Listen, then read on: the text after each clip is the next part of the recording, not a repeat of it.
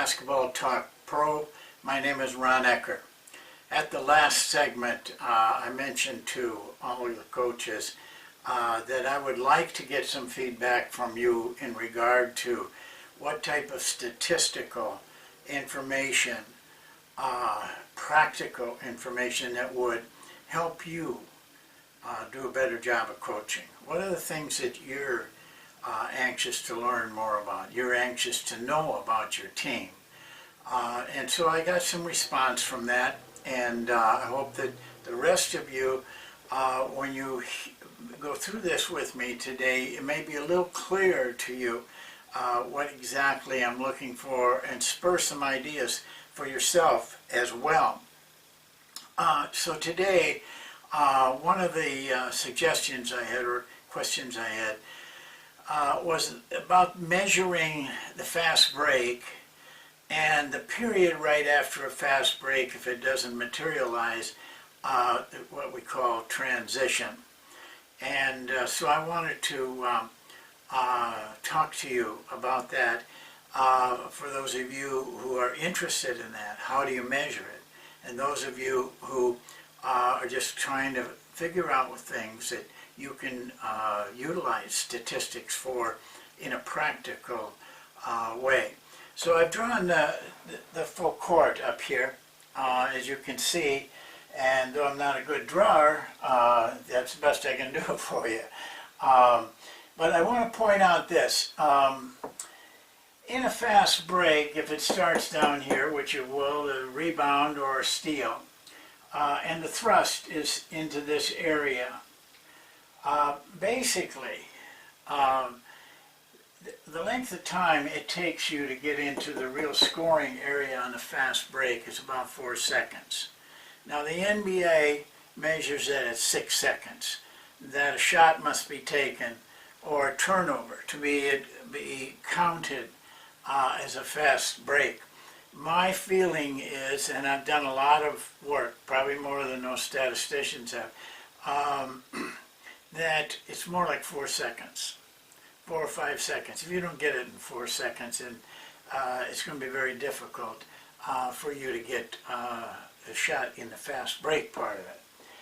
So you come down, you got 4 seconds to get into this area and get a shot or not get a shot or get a turnover if you don't get a shot.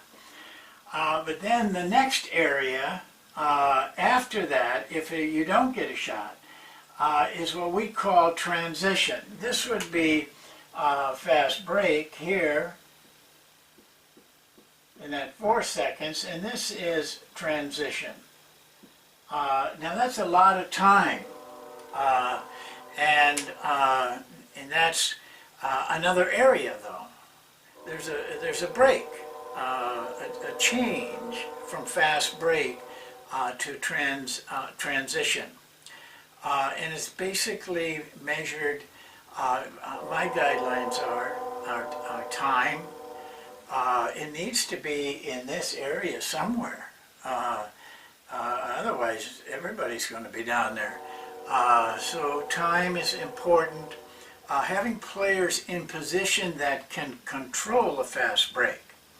Not just getting down there, but in that position where they have some chance to control it.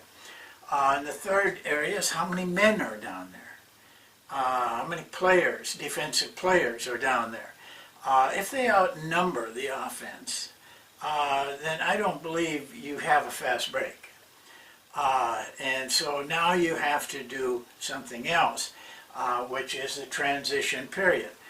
Some people, most teams, just let their players play.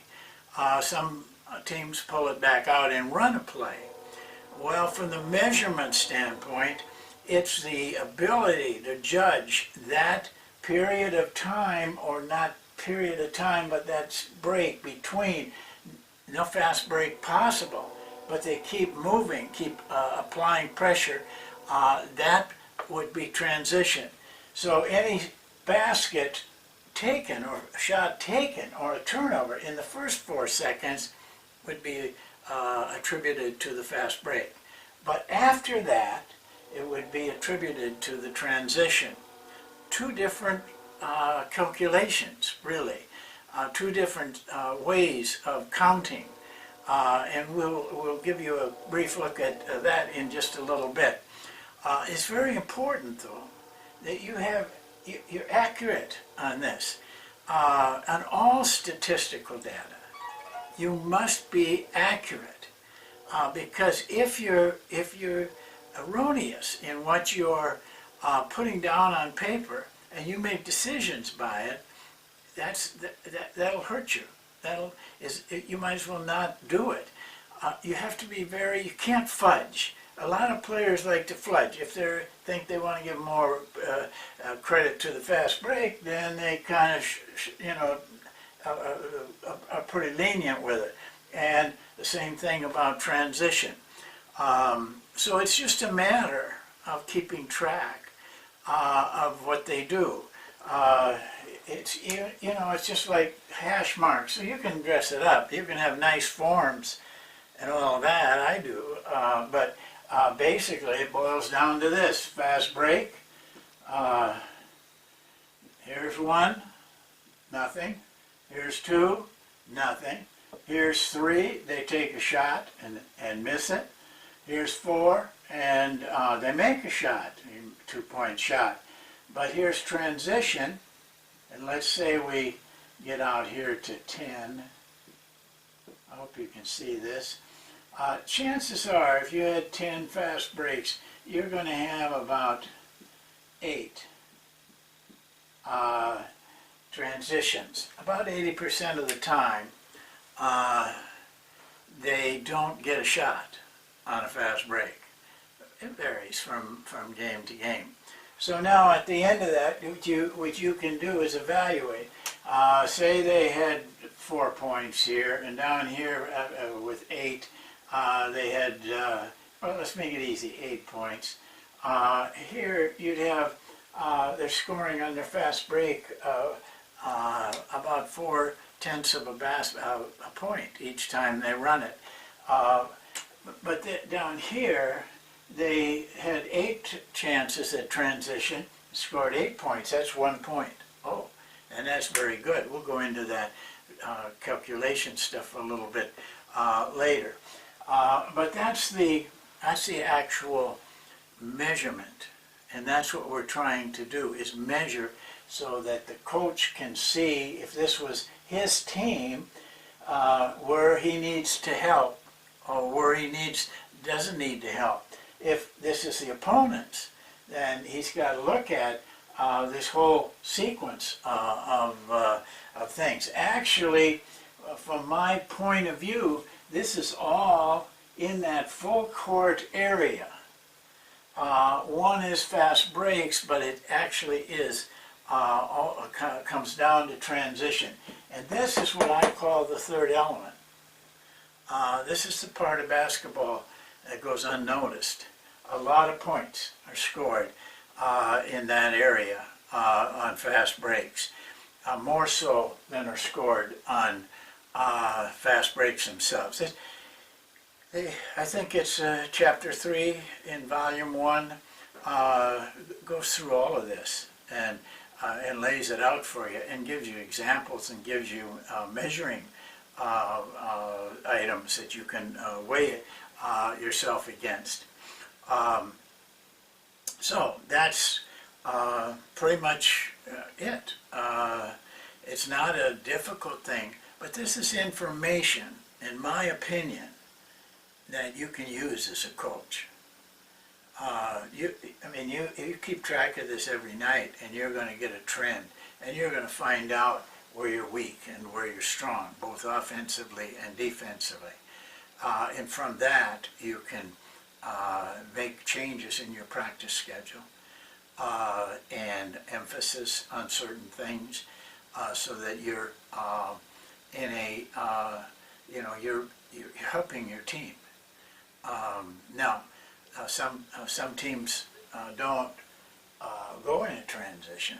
They call it out and set up and run a play. I told you about the Lakers and Boston series. Personally, I think that the difference was in this area.